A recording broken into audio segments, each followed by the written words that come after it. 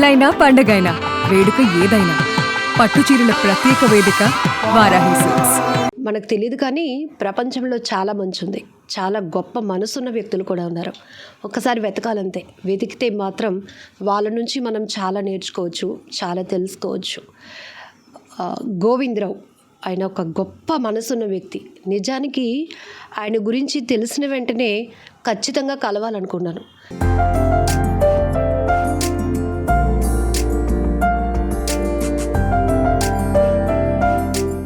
ఇక్కడికి వచ్చి నేరుగా ఆయనతో మాట్లాడితే ముందు నన్ను నేను కంట్రోల్ చేసుకోలేకపోయాను. కళ్ళ నిండా కన్నీళ్ళే వస్తున్నాయి నాకు. ప్రమాదవశాత్తు కింద పడిపోవడం వల్ల మొత్తం లేవలేని స్థితిలోనికి వెళ్ళిపోయారు.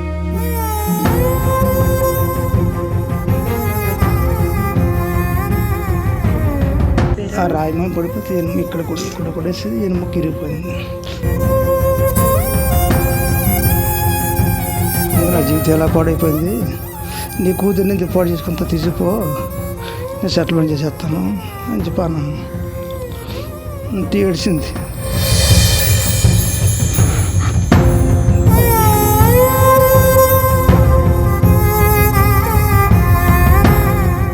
పెళ్ళైన 3 సంవత్సరాలకి ఒక దురదృష్టకరమైన ఘటన. ఆయనకి ఒకటే తెలుసు, కష్టపడి పని చేయటం. పెళ్ళయింది, భార్యను బాధ్యతగా చూసుకోవాలి, తన సంతోషాన్ని పంచాలి అనుకున్నారు. లైన్మెన్గా పనిచేస్తున్న సమయంలోనే ఆయన ఒక దురదృష్టకరమైన ఘటన, ప్రమాదవశాత్తు కింద పడిపోవడం వల్ల మొత్తం లేవలేని స్థితిలోనికి వెళ్ళిపోయారు. మొత్తం వెనకతల బోన్ అంతా కూడా ఇరిగిపోయింది. రాడ్ వేశారు డాక్టర్స్, ఇక లేవలేని స్థితి. అయితే పెళ్ళైన 3 సంవత్సరాలే. మరి తనపైన ఎన్నో ఆశలు పెట్టుకొని వచ్చిన ఆ అమ్మాయికి నా దురదృష్టం ఎందుకు ఇవ్వాలి, నా వల్ల వచ్చిన కష్టాన్ని ఆమె కూడా ఎందుకు పడాలి అనుకున్నారు. ఎంత గొప్ప మనసు ఉంటే ఆ ఆలోచన వస్తుంది. వెంటనే నేను మంచానికి పరిమితం అయిపోయినా తన జీవితం నాతో ఇలా ఉండిపోకూడదని చెప్పి వేరే ఒకరికి ఇచ్చి పెళ్లి చేశారు. అంటే అది గొప్ప మనసా, పెద్ద మనసా, ఇంకేమనాలో కూడా నాకు తెలీదు. అదొక విషయం. అయితే ఈ స్థితిలో ఉంటే ఎవరైనా ఏం చేస్తారు, ఏమి చేయలేరు. ఎందుకంటే లేచి నిలబడలేరు, పక్కకి ఒరగలేరు. కానీ అతనికి ఇంకొక స్కిల్ వచ్చు, టీవీలు రిపేర్ చేయటం. ఇలా మంచం మీద ఉండి ఈ స్థితిలో, ఇంత దీన స్థితిలో ఉండి కూడా నేను ఖాళీగా ఉండకూడదు, ఏదో ఒక పని చేసుకోవాలి, కనీసం నా మందులకైనా నేను డబ్బులు సంపాదించుకోవాలని ఆ వెనకతలో చూస్తున్నారు కదా, మొత్తం టీవీకి సంబంధించినటువంటి బోర్డ్స్ అన్నిని ఇలా ఉండి కూడా ఆయన టీవీలు రిపేర్ చేస్తూ అంతో కొంత సంపాదించుకుంటూ ఆయన కావలసిన వైద్య ఖర్చులకు ఆయన చూసుకుంటున్నారంటే చాలా ఒకవైపు హ్యాపీ అనిపించింది, మరొక వైపు బాధ అనిపించింది. అయ్యో దేవుడా, ఒక మనిషి జీవితంలో ఇన్ని కష్టాల కోలుకోలేని దెబ్బ కొట్టేశావని దేవుడి మీద కాస్త కోపడ్డాం. కానీ అంత ధైర్యాన్ని ఇచ్చిన దేవుడికి మళ్ళీ థ్యాంక్స్ చెప్పాలి అనిపిస్తోంది. ఎందుకంటే ఒక చిన్నపాటి కష్టం వస్తే చాలు కుదేలైపోతాం, నా జీవితమే ఇంత, నేనేం చేయలేను, నేను చాలా దురదృష్టవంతుణ్ణి అని మనల్ని మనం నిందించుకుంటూనే కాలాన్ని కూడా నిందిస్తాం, దేవుణ్ణి కూడా తిట్టేసుకుంటాం. కానీ ఈ వ్యక్తి మాత్రం అలా కాదు.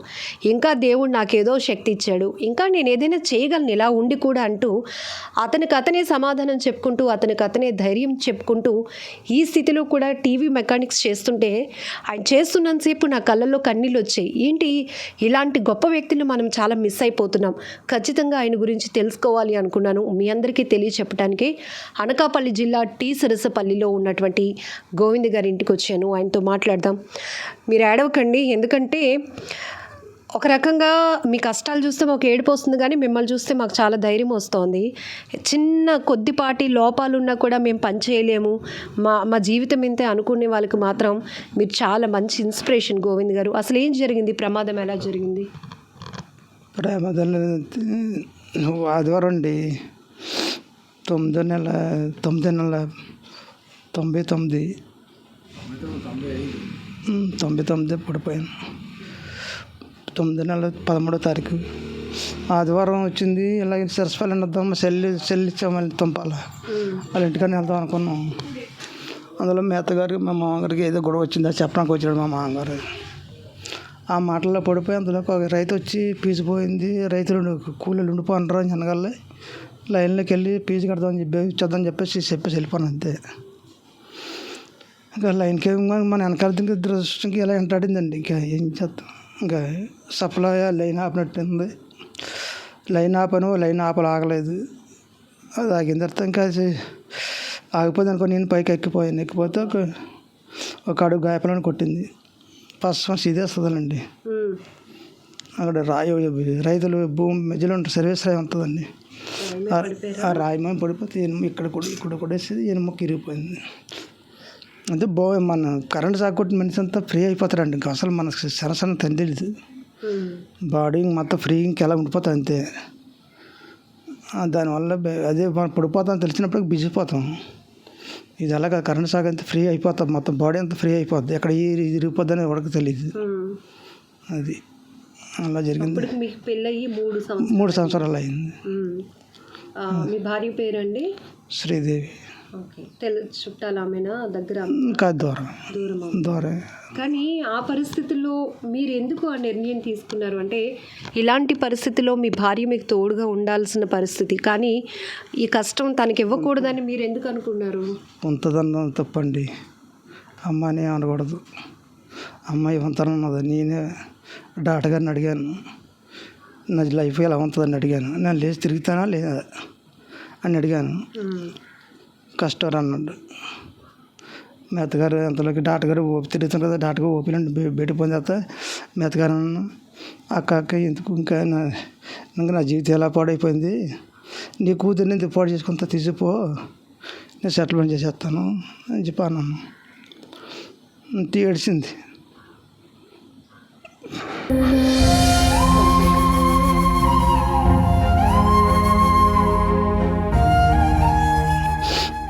మళ్ళీ ఏడ్చింకా ట్రాఫిక్ ఎత్తలేదు. ఇంకా ఎత్తకుండా ఇంటికి వచ్చాను. 8 నెలలు హాస్పిటల్లో ఉన్నానండి. హాస్పిటల్లో ఉన్నా. ఈ పక్షాన్ని పుల్లటి పడిపోయి విపరీతంగా ఇవన్నీ పడిపోతే ఇంకేమైనా బతికితే నాకు జీవితం నాకు ఇంక ఇరత పుట్టేసిందండి. ఇంకొంతను పోతాను, ఇంకెందుకులే, ఇంకా అమ్మ జీవితం మనకెందుకు ఈ జీవితం అంతానా, పోయిన తర్వాత ఇలా పోయిందని చెప్పి అనుకుంటారు. ఉన్నప్పుడే పోతే బాగుంటుంది కదని చెప్పేసి మెల్లిగా అమ్మాయి ఒప్పుకోకపోయినా సరే, వాళ్ళ నాన్న కూడా ఒప్పుకోలేదండి ఛానల్లో. మెల్లిగా ఒప్పించి అమ్మాయిని. అప్పుడు మీ వయసు ఎంతండి? అప్పుడు నా వయసు 25 ఉంటుంది. అప్పటికే మీకు అంత మెచ్యూరిటీ వచ్చింది.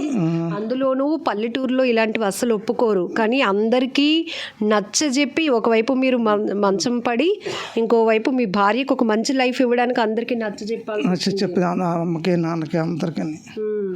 వాళ్ళు కూడా కొన్నాళ్ళు ఒప్పుకోలేదు.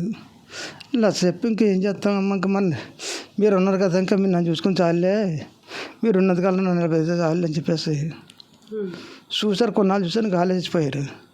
ఇంక 1290 మంది అన్ని మన పడుతుంది అంతే. భోజనం అంతా చిన్నడు పెడతాడు, ఓలే స్నానం చేయడానికి నెలకొకరు వేస్తారు.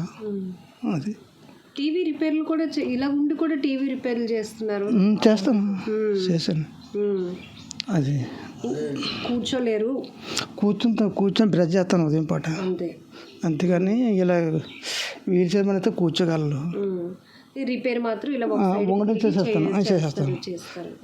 ఎల్ప ఇచ్చిన కుర్రాడు ఉంటే కుర్రాడు నాకు సామాన్లు ఇచ్చేస్తే సామాన్లు దగ్గరుండి నొప్పి ఉంటుంది. ఇప్పుడు కదండి పని అంతా అయిపోయిన తర్వాత మళ్ళీ మామూలు ఇలా వస్తాను కదండి, అప్పుడు వస్తుందని చెప్పి మళ్ళీ ఒక అరగంట రెస్ట్ తీసుకుంటాను.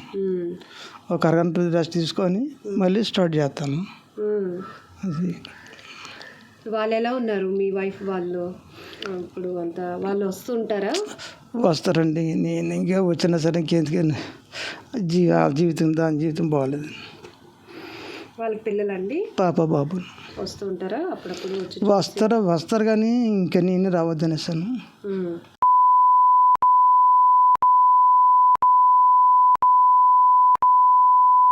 ఆమె కొట్టడం చేసేది. ఇప్పుడు ఆ రకంగా కూడా మళ్ళీ మీరు పడుతున్నది నేను. ఇప్పుడు ఏడుతుంది. నన్ను దగ్గరికి వస్తే నువ్వు నన్ను ఎందుకు పంపించావు ఏడుతుంటుంది. ఇంక నన్ను ఏం చెప్తా, సమాధానం ఏం చెప్పాలా? అయ్యో. కానీ మీరు ఒక మంచి ఆలోచన చేశారు, తన లైఫ్ బాగోవాలని. అది ఇంకా జీవితం బెండేలా నడుస్తుంది నేను చెప్పేసి ఇంకా బెండేలా నడుస్తున్నా.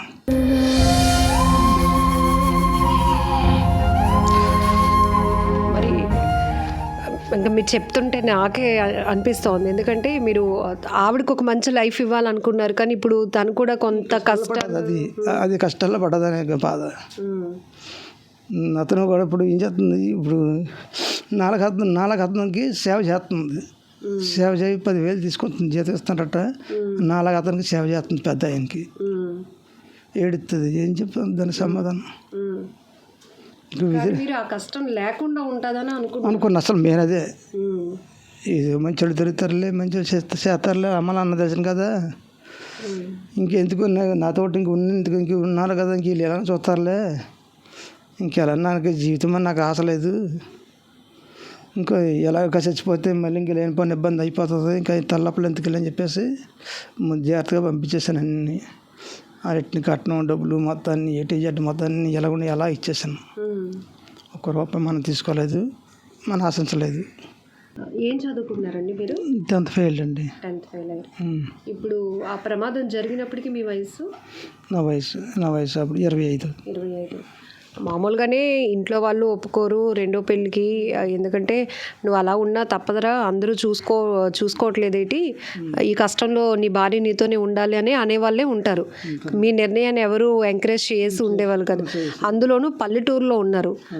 ఒప్పుకున్నారా ఎవరైనా? అసలు ఏమన్నారు? ఇంత పంపించొద్దు అన్నారు. అమ్మాయి ఒప్పుకోలేదు కదా, ఉంచుకోవాలన్నారు. అయినా నాకు ఇష్టం లేక పంపించేసాను నేనే. అది ఇప్పుడు బాగానే ఉన్నారండి వాళ్ళ ఫ్యామిలీ ఇంకా అలాగే అండి. ఫ్యామిలీ ఇంకా వాళ్ళ బాధలు అలా, ఈ బాధలు అంతకు ఏం చేస్తా. మంచిడు దొరికితే నాకు హ్యాపీగా ఉన్నాను. అతను మంచిడు కాదు. అది అతను కూడా సేవలు చేసుకొని బతుకుతుంది, అది కష్టపడి బతుకుతుంది. అది వాళ్ళ పాప బాబు. అంటే మీరు అనుకున్నారు, నేను ఇప్పుడు ఈ దురదృష్టవశాత్తు ఈ పరిస్థితిలోనికి వచ్చేసాను, ఇక డాక్టర్లు చెప్పింది అయితే నేను ఇక లేవలేను కాబట్టి నా కష్టం తనకెందుకు ఇవ్వాలి, తనైనా బాగుండాలి, సుఖంగా ఉండాలని మీరు ఆ ఆలోచనతో పంపించేసానండి. ఆ విధంగా పంపించేసాను అంతే. ఇంకెందుకు నాతోటే కష్టం పడాలి, ఇంకెందుకు అని చెప్పేసి ఇంకేమున్నా సరే లేదు మా నాన్న ఉన్నారు కదా చూసుకుంటారులే, నువ్వు వెళ్ళిపోని చెప్పేసి అన్నా సరే వెళ్ళేది కాదు. అలా అమ్మ నాన్న ఎదిరించుకోవడం వచ్చేసింది. నేనే పంపించేసాను. చేసుకోక మ్యారేజ్ చేసి అప్పుడు మేతను మా అన్న కోరెట్టి రమ్మని వాళ్ళు మా మామ ఒప్పుకోలేదు. మేతగారు ఎలా వెనక తగ్గింది కొంచెం. ఆ ఫస్ట్ నుండి చెప్పుకొస్తాను కాబట్టి ఎలా వెనక తగ్గింది. తగ్గాలి వెంటనే నేను సెటిల్మెంట్ చేశాను. మరి అప్పుడప్పుడు వస్తుంటారా? వస్తారండి. వచ్చినా సరే నేనే రావద్దు అనుకో, జీవితం నువ్వు నన్ను చూసి నువ్వు ఏడాలి, నేను చూసి నేను ఏడాలా, ఎందుకు మళ్ళీ బాధపడ్డం తప్ప. కానీ అది అంటే ఇప్పుడు మీతో ఆ కష్టాలు కానీ ఇప్పుడు ఎలా ఉన్నాను అని ఏమైనా చెప్పుకుంటారా? చెప్పుకుంటారు. తప్పనిసరిగా నేను అడుగుతుంది, ఎలా ఉన్న ఒంట్లా ఉంది, తప్పనిసరిగా అడుగుతుంది. నేను అడుగుతాను, ఏం చేస్తున్నావు, ఒంట్లా ఉంది, అన్నం తిన్నావా లేదా అని నేను అడుగుతాను. ఇంత ఒకవైపు అన్ని రకాలుగా మీరు నలిగిపోయారు, నాకు అర్థమవుతుంది. ఎప్పుడైనా దేవుణ్ణి కానీ కాలాన్ని కానీ నిందించారా? దేవుని కానీ కాలం కానీ నిందించాను, మన రాతను నిందించానండి. నా తలరాత ఎలా ఉంది అలాగే. అది అమ్మ నాన్న చేసుకునే పుణ్యమో పాపమో నాకు తెలియదు. దానికి అనుభవించవచ్చు, తప్పదు, తీర్చి వెళ్ళాలి ఇక్కడ ఈ భూమి మీద. అది కానీ ఇలా ఉండి కూడా టీవీలు రిపేర్ చేస్తున్నారు, అంత ఓపిక లేకపోతే అంత ఆలోచన అసలు ఎలా? ఖాళీగా ఉండడానికి ఇష్టపడరా మీరు? ఎట్టి పరిస్థితుల్లో ఖాళీ ఉండడానికి ఇష్టపడను. ఒంట్లో బాగోపోతేనే పడుకుంటాను, లేదంటే ఏదో పని చేస్తాను అంతాను. అది తప్పనిసరిగా చేయకపోతే పని చేయదు. బ్రెయిన్ మైండ్ సెట్ ఇంకో విధంగా మారిపోతూనే ఉంటుంది. అది ఆ బ్రెయిన్ మారకుండా ఉండాలంటే మన పని మనం చేసుకుంటే ఇంకో బ్రెయిన్ గురించి ఆలోచించి పని మనం పెట్టించుకోక దాని గురించి ఆ బ్రెయిన్ గురించి అసలు పట్టించుకోక మనం చేస్తున్నావా, పంపించేస్తున్నావా లేదా, అవతల దగ్గర మాటలు కాయకుండా శుభ్రం చేసేస్తున్నావా లేదా, అంతవరకే శుభ్రం జీవితం. కానీ గోవింద్ గారితో మాట్లాడినాక ఎన్ని రకాలుగా మనం చాలా విషయాల్లో ఆయన్ని ఒక ఇన్స్పిరేషన్గా తీసుకోవచ్చు. ఒకటి, 25 ఏళ్ల వయసులోనే చక్కగా అందరూ కలలే, కొత్తగా పెళ్ళవటం, బాధ్యతగా చూసుకోవాలి, పిల్లలు పుడతారు, ఇలా ఉండాలి అలా ఉండాలి, ఇంకా మంచి జాబులు చేసుకోవాలి, ఈ ఆలోచన. కానీ అంతలోనే అతను అన్నట్టు ఆయన విధిని మాత్రమే తప్పుపడతారు తప్ప దేవుణ్ణి కానీ కాలాన్ని కానీ తప్పుపట్టట్లేదు. ఎందుకంటే మన తలరాతలో, మన జీవితంలో మన రాతలో ఏముందో అది అనుభవించాల్సిందే. దాన్ని దాన్ని ఎదుర్కొనే ధైర్యం ఇవ్వమని దేవుణ్ణి మనం కోరుకోవాలి తప్ప మనల్ని మనం కాలాన్ని కానీ నిందించుకుంటూ వెళ్తే మాత్రం ఏమీ చేయలేమమ్మా అంటున్నారు. ఆ మాట ఎందుకో హృదయాన్ని బాగా హత్తుకుంది. ఒకటి మనం చాలా ఈ మధ్య ఘటనలు చూస్తున్నాం. ఏదైనా చిన్నపాటి లోపం వస్తే చాలు దాన్ని పట్టుకుని అక్కడే ఆగిపోవాలనుకుంటున్నారు కానీ ముందుకెళ్ళే ధైర్యం మాత్రం ఎవరు చేయట్లేదు. చూడండి, గోవింద్ గారు తన భార్యకి కష్టం, ఇక తనకొచ్చిన కష్టాన్ని తన భార్యకి రాకూడదని చెప్పి ఒక కొత్త జీవితం తనకి రావాలి అని మరొకరికి ఇచ్చి పెళ్లి చేసినటువంటి గొప్ప మనసు. మరొక వైపు పూర్తిగా మంచాన పడినటువంటి పరిస్థితిలో ఉన్న తనని చూసి ఎవరు జాలి పడకూడదు, తనని చూసి ఎవరు కన్నీళ్లు పెట్టుకోకూడదు. నాకున్న శక్తి మేరకు కొంత నొప్పి ఉన్నప్పటికీ కూడా దాన్ని తట్టుకొని మరి ఈ టీవీలు అవి మెకానిక్ చేస్తూ, ఇలానే మంచం మీదే ఒక సైడ్కి తిరిగి మెకానిక్ చేస్తూ టీవీలు ఇస్తున్నారు. వాళ్ళు ఇచ్చినటువంటి అంతో ఇంత అమౌంట్తో ఆయన మెడిసిన్కి డబ్బులు ఖర్చు పెట్టుకుంటున్నట్టు పరిస్థితి. ఏదేమైనా మన ధైర్యమే మనకి జీవితాల్లో ముందుకు నడిపిస్తుంది అనేది ఆయన చాలా బలంగా నమ్ముతున్నారు. నేనైతే మొదట కన్నీళ్ళు పెట్టుకున్నాను. ఇంత దేవుడా ఏంటి ఒక్క కష్టం మీద మరొకటి పూర్తిగా అతన్ని నలిపేశావు అని అనుకున్నాను. కానీ ఆయన మాటలు విన్న తర్వాత మాత్రం చాలా ఇన్స్పైర్ అయ్యాను. చాలా స్టోరీలు చేస్తూ ఉంటాను, తెలుసు కదా మీ అందరికీ. మీ ముందు కూడా చాలా జీవితాలు ముందు పెట్టినప్పుడు మీరు కూడా ముందుకొచ్చి హెల్ప్ చేస్తూ వాళ్ళకి ఎంతో కొంత ప్రోత్సాహం ఇస్తున్నారు. కానీ ఈయన మాత్రం మన కష్టాన్ని మనం నమ్ముకోవాలి అని చెప్తున్నారు. సో మీరేమంటారో కూడా కామెంట్ బాక్స్లో మెన్షన్ చేయండి.